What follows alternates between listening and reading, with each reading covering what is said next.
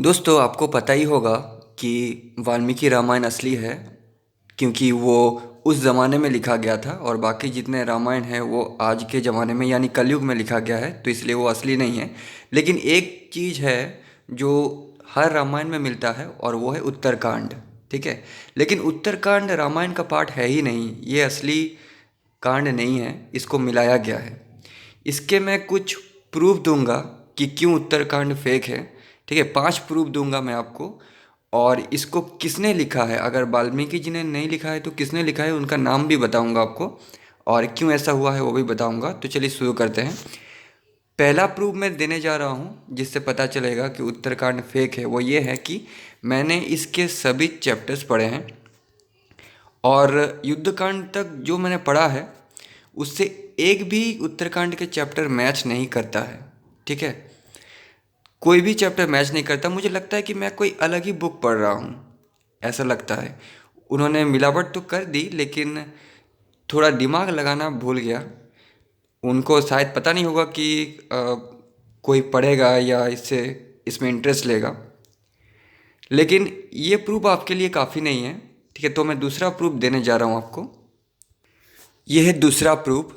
ये युद्ध कांड का लास्ट चैप्टर है। ठीक है, यहाँ पे देखिए लिखा हुआ है ग्रंथ का महत्व। इससे पहले कोई भी कांड में ग्रंथ का महत्व नहीं लिखा गया है। अब ये होता क्या है मैं आपको समझाता हूँ।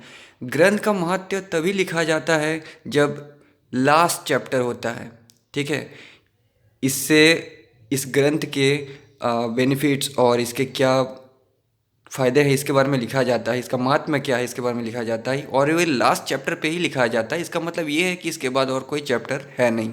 ठीक है, जिन लोगों ने लिखा इसे वो ये भूल गए कि ग्रंथ का महत्व भी लिखा गया है युद्ध कांड में। रामायण में सिर्फ 6 ही कांड होते हैं। ये है दूसरा प्रूफ। अब तीसरा प्रूफ के बारे में चलिए देखते हैं। यह है तीसरा प्रूफ जो मैं आपको दिखा रहा हूँ बोरी क्रिटिकल महाभारत से। देखिए, इसका जो हिंदी ट्रांसलेशन है वो मैंने वीडियो के नीचे डिस्क्रिप्शन में दे दिया है, आप वहाँ से पढ़ सकते हैं। लेकिन जो लोग इंग्लिश पढ़ सकते हैं वो लोग पढ़ के समझ सकते हैं।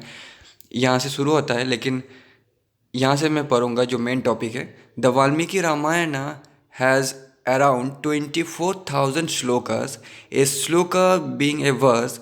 The Mahabharata is believed to have 1 lakh shlokas. Okay, मतलब महाभारत में 1 लाख श्लोक है और रामायण में 24,000 श्लोक है। So the Valmiki Ramayana is about 1/4 the size of the Mahabharata. उसके बाद ये लिखा गया है सरगस Uttarakanda was written much later. Okay, तो मतलब उत्तरकांड को बाद में लिखा गया। ये कितने बीसी में लिखा गया ये भी लिखा हुआ है। Uttarakanda and Balkanda were probably composed around 500 CE.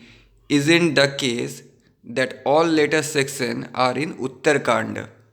Okay, तो ये थर्ड प्रूफ। अब चलिए फोर्थ प्रूफ। फोर्थ प्रूफ ये है, ये एक वेबसाइट है वाल्मीकि रामायण .net। इसको आप नेट पे सर्च कर सकते हैं। ये KMG महाभारत का लिंक है। यहाँ पे इन लोगों ने रिसर्च करके सिर्फ 6 ही कांड लिखा है। रामायण में जो कांड है जो मैंने पहले ही बताया है, बालकांड अयोध्याकांड युद्धकांड तक ही है, उत्तरकांड नहीं है। और क्यों नहीं है ये भी इन्होंने यहाँ पे लिखा है। बुरी क्रिटिकल ने भी लिखा है और KMG ने भी लिखा है। इसको आप पढ़ सकते हैं, नेट पे सर्च कर सकते हैं। अब फिफ्थ प्रूफ मैं आपको दिखाने जा रहा हूँ। दोस्तों फिफ्थ प्रूफ मैं आपको रियल महाभारत बुक से देने जा रहा हूँ। जिनके पास बुक है वो वन पर्व में देखें, और जिनके पास बुक नहीं है वो मेरे वीडियो के नीचे चैनल के नेम पे क्लिक करके या फिर मेरे चैनल का नाम यूट्यूब पे सर्च करके प्लेलिस्ट में जा कर के वन पर्व देखेंगे। वहाँ आपको दिखेगा रामायण स्टोरी। ये देखिए रामायण स्टोरी जो मार्कंडेय जी युधिष्ठिर को बता रहे हैं। उन्होंने भी कोई सीता के वनवास जाने वाला या फिर उत्तरकांड में जितने भी चैप्टर्स है वो नहीं बताया है। इसका मतलब उस समय तक उत्तरकांड था नहीं। ठीक है, तो ये थी 5वीं प्रूफ। अब मैं बताने जा रहा हूँ कि उत्तरकांड को वाल्मीकि जी ने नहीं लिखा तो लिखा किसने। उत्तरकांड को लिखने वाले का नाम है भवभूति। ठीक है, ये वाल्मीकि जी ने नहीं लिखा था। भवभूति को संस्कृत में श्लोक आते थे तो उन्होंने इस बात का फ़ायदा उठाया।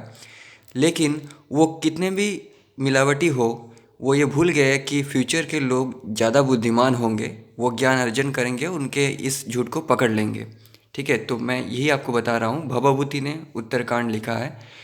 और कोई भी लैंग्वेज धीरे धीरे ही ख़त्म होता है, संस्कृत लैंग्वेज भी धीरे धीरे ही ख़त्म हुआ है, द्वापर युग के बाद ही ख़त्म होना शुरू हुआ है। लेकिन शुरुआत के जो कलयुग के जो शुरुआती लोग थे उनको आता था संस्कृत, इसी बात का उन्होंने फ़ायदा उठाया है। तो अब आपको पता चल गया कि उत्तरकांड फेक है, इसको मिलाया गया है। अभी भी अगर कोई क्वेश्चन हो तो आप कमेंट सेक्शन में पूछिएगा, मैं जवाब दूंगा।